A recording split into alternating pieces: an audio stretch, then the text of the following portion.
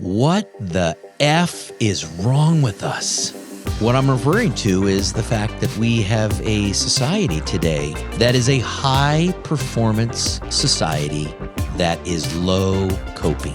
Denial that we need help, that's a big unhealthy coping mechanism. Avoidance is another one.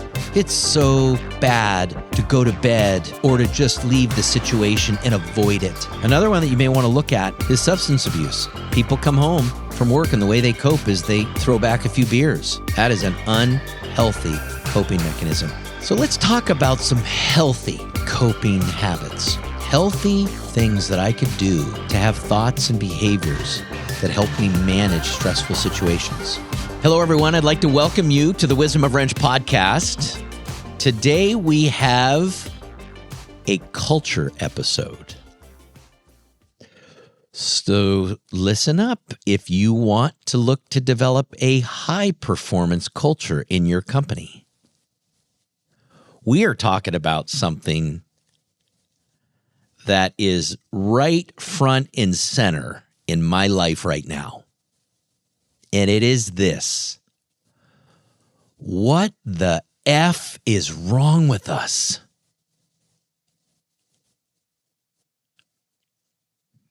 So you may be wondering, what am I referring to? What am I talking about? Well, I'm talking about society in general, yet I'm also referring to the people I see inside of Wrench. Whether they're technicians, call center agents, salespeople, administrative folks. What the F is wrong with our people?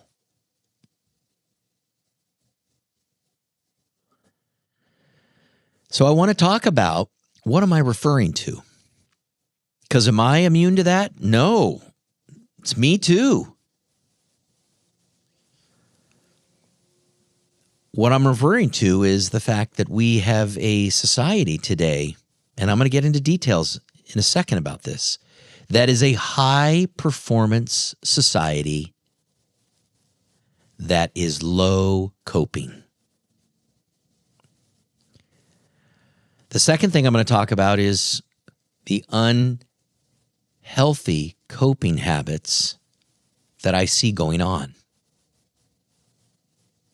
And the third thing is, what are some healthy coping habits we can all put in place, including me, to be better, to be more, to have more? So let's start right back up at the top.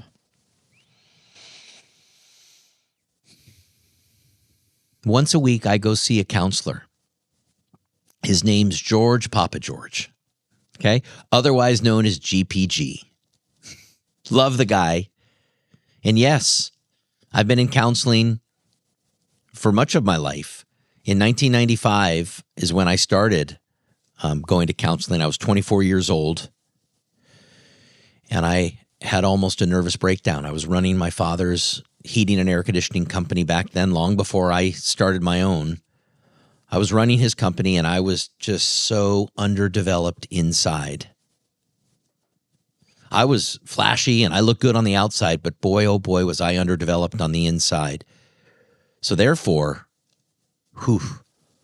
I broke down. I literally remember weeping in my office, having damn near a nervous breakdown, and thank goodness my buddy, Peter Gackle, connected me to a great man by the name of John Tompkins back then, who I went and saw for many, many years and coached me up on what I think is so necessary for anybody that is a top performer, that goes through different ruts, that has different challenges that go on in your life like I did, who wants to maintain this personal growth journey that we're on, who wants to become better, wants to be more.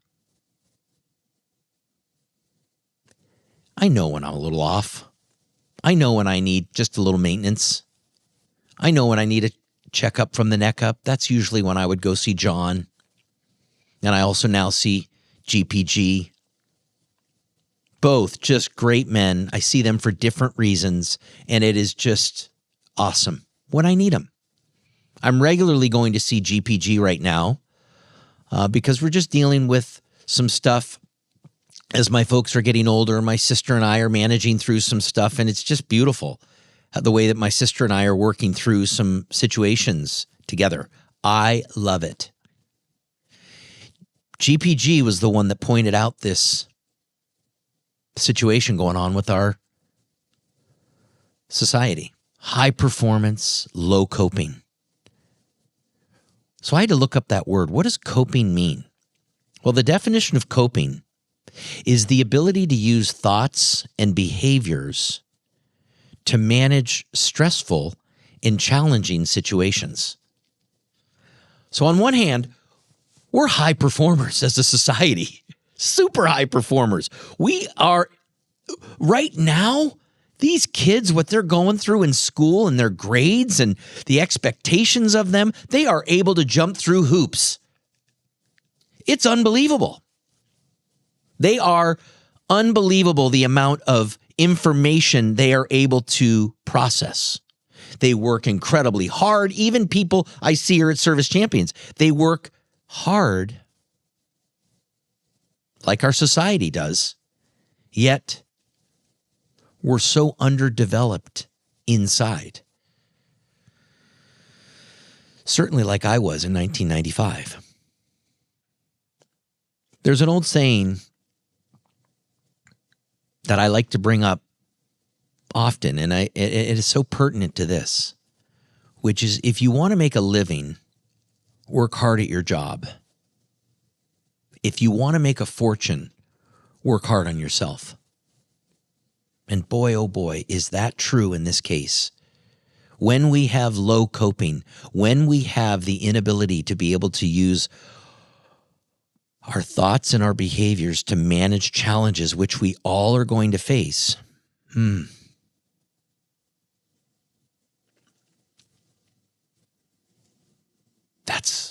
that's one of the big things we're talking about today. So once something goes wrong, and it always is going to go wrong,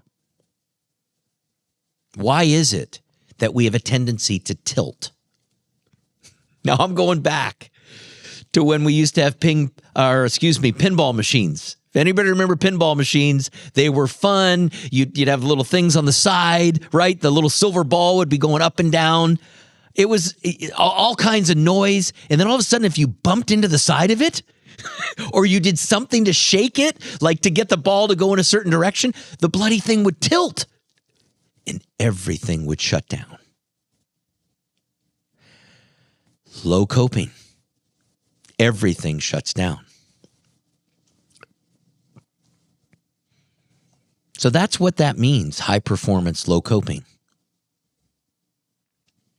And what I want to talk about next is some of the unhealthy coping habits that I see in society and with our people here in Wrench. I see it. By the way, I see it in me at times as well. Number one is blaming. Failing to take full ownership. I've talked about this before in past podcasts that everything is my fault. This happened to me just yesterday. Okay? I'm talking to my daughter, and she's asking me for help because she's moving down to Los Angeles, and she wants me to get her some help to get her an apartment and make sure that, look, she's got the money to be able to afford it, yet she needed to send some her application in, and they hadn't been responding to her. She said, "Dad, can you help me?" So I was able to get the woman on the phone yesterday, and we needed to make some decisions on the phone because I know how difficult it is to get this woman on the phone. And I was super aggressive to ask to get it resolved right now. And my daughter was like, "Dad, I need to talk to Sophia first before I can make these decisions." I'm like, "Emily, we got to make a decision right now." Emily was so calm. I mean, she's so calm. And I'm like, "Emily, we got to make this happen." And she could tell that I was looking to force it. And like, "Honey, we got this. Could be the last time we got this person on the phone." I didn't even say honey. I wish I was that nice. I'm like, we got to make this decision now. But I was totally urgent, totally belligerent. And I absolutely got off the phone and could have been totally rude because, I was spitting and snorting and then I had to remind myself, everything is my fault. Kevin, you're the one that created that. There's a better way to handle that. I could have absolutely blamed my daughter. Like, how could you not be prepared when I'm calling you? Like, how could you not know these things with Sophia? Like, don't you realize I've been making these calls to these people and you're asking me to do this and all this stuff? And 100%, I could have gone there. And by the way, I was a little bit of an ass. The key thing, what I've learned, certainly as a father, is how do I recover from that? Going to my daughter last night when I got home and apologizing to her and telling her, hey, that was Dad's fault, not putting any justification in it. Oh, and let me tell you what the reason I did it, daughter. Bullshit, doesn't matter. Just own everything. Everything is my fault. The reason that conversation went sideways is because of me. Regardless.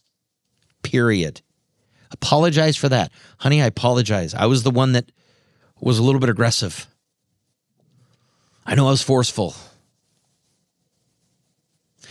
And explaining to her why I was forceful and why I thought maybe we needed to get this done. Yet still, at the same token, my behavior and the way that I handled that situation, honey, was unacceptable, regardless of what was going on.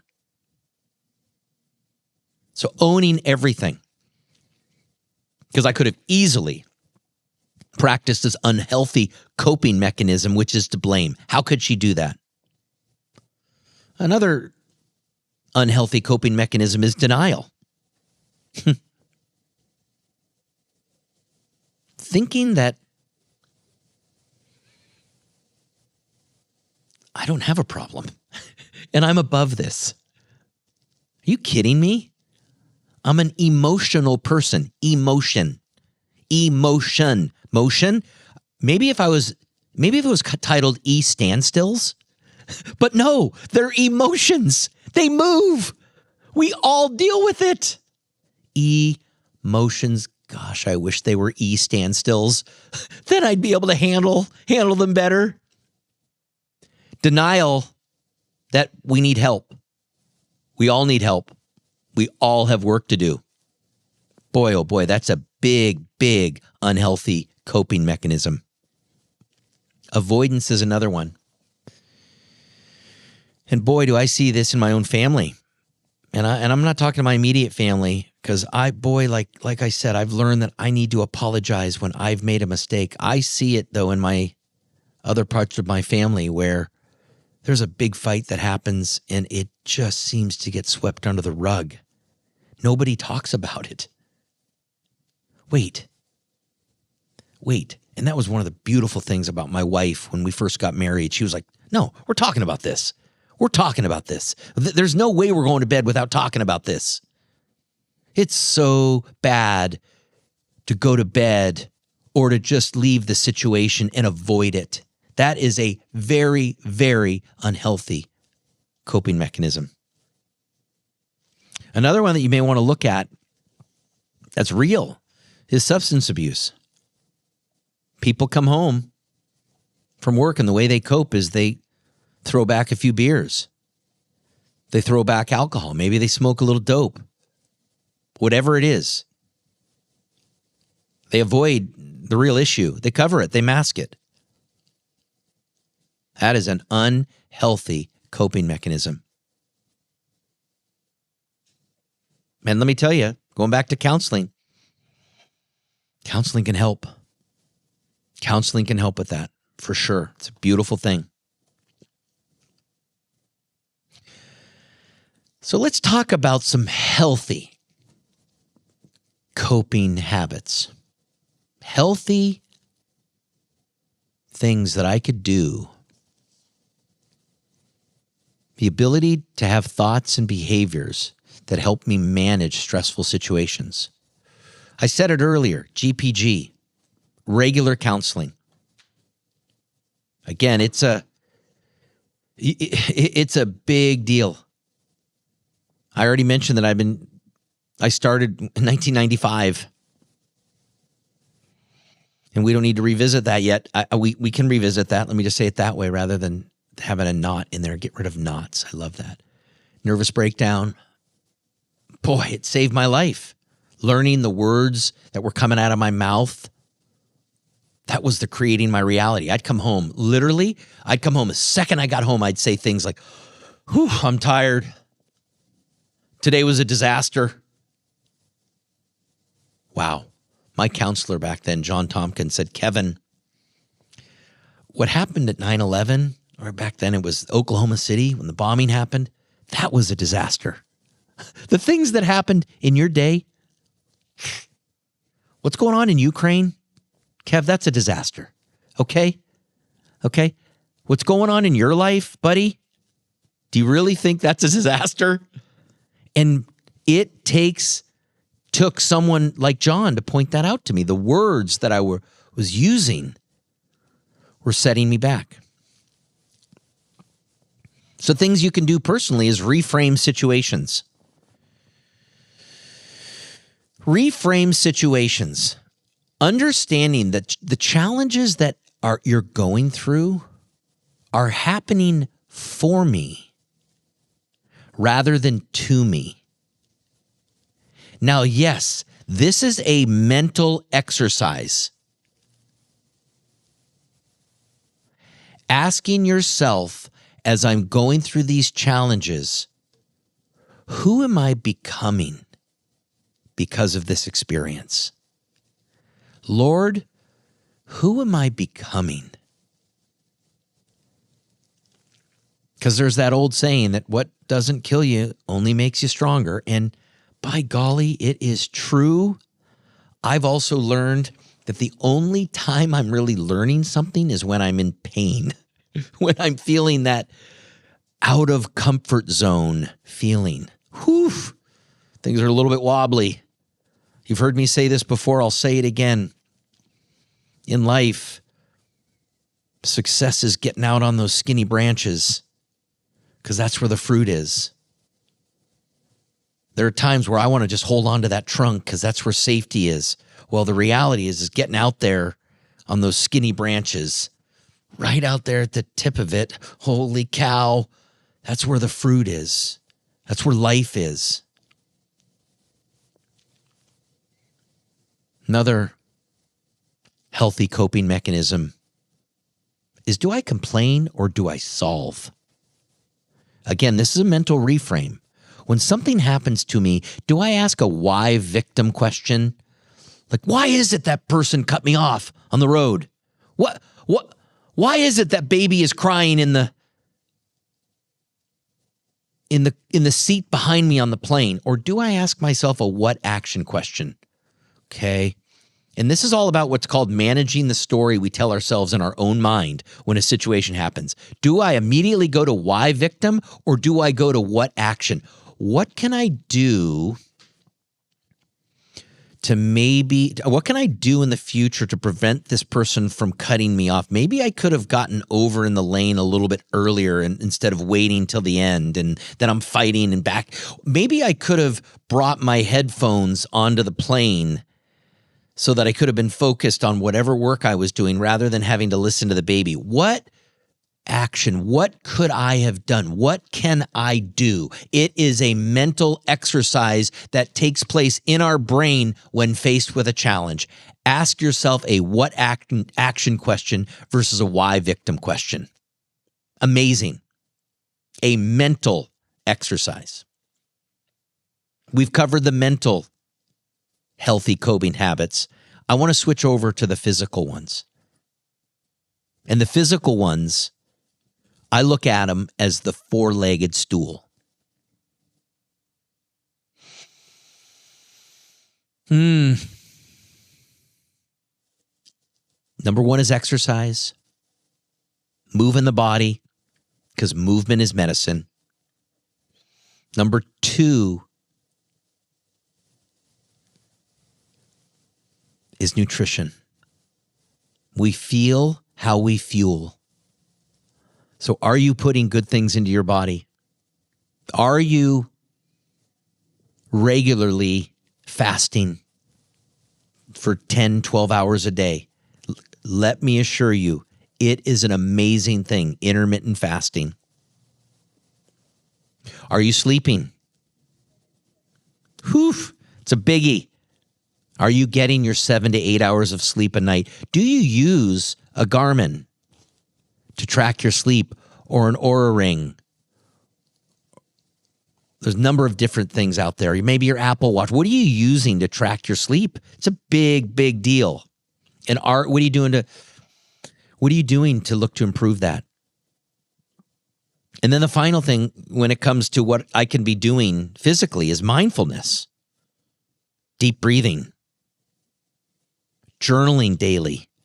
We have talked about on this podcast the importance of journaling. Go back and listen to that podcast about the importance of daily journaling, daily gratitudes, getting your mind straight in the morning, winning the battle in your mind every single morning. And by the way, it is a must. It is a must. So to recap, what the F is wrong with us? To start off, I mentioned that we as a society, we have a high-performance society with low coping. And I went into detail and explained that in full detail about, my gosh, we've got this society of young people, even people my age, we might talk about young, who are so good at jumping through hoops, so good at getting things done, yet they're underdeveloped internally. We then talked about some unhealthy coping habits. Whew. Wow. Blaming. Denial. Substance abuse. We've capped off with healthy coping habits. Mental, reframing things. Mental, going to get help, seeking help from somebody that can help you get through situations. And then we talked about physical, healthy coping habits. We called it the four-legged stool. Nutrition, sleep, exercise, and mindfulness. Boy, oh boy. What I'm excited about, what I'm really excited about, and I really hope you watch the next podcast, because we're going to be putting out a podcast about two really, really powerful healthy coping habits. I'm going to teach some coping habits that I've been taught, one on breathing, two different, distinct breathing exercises you can go through. Some people might call that meditation. I call it breath work. It's fantastic. We're going to talk about that. The other thing we're going to talk about is I'm going to show you, I called it exercise, but stretching that you can be doing and getting on the floor. I'm going to talk about that in just a second. The importance of getting on the floor every single day, and how as we get older, we stop getting on the floor, and how important it is to get on the floor daily. And what I do when I'm on the floor, which is I just stretch and move around and exercise. Well, I'm going to also do a little bit of push-ups. You'll see in a second. I want you to enjoy it. I'm going to certainly enjoy it. I would love for you to jump to that next podcast. Because guess what? I do all this stuff because I'm all about wanting to live a bigger future. And I'm always one that is wanting to incorporate these coping techniques so that my future is bigger than my past. So, ladies and gentlemen, here's to a bigger future. Thank you very much.